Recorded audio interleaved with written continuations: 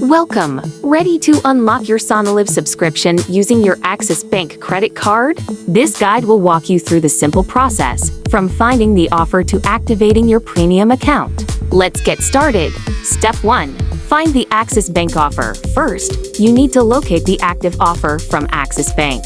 The easiest way is to open your Axis Bank mobile app, log in and navigate to the offers section, often called My Zone or Thank You Rewards. Look carefully for any promotion related to Sony LIV. It could be a discount or even a few months of free subscription.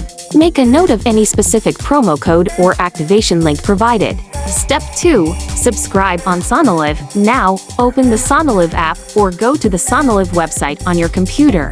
Navigate to the Subscribe section and choose the premium plan you want. When you get to the payment page, this is where you apply the offer. If you have a promo code, look for and click the Have a Promo Code link and enter it carefully. The final price should update to show your discount. Step 3. Complete the payment. Next, select credit card as your payment method. Enter your Axis Bank credit card details, the card number, expiry date, and the CVV number on the back.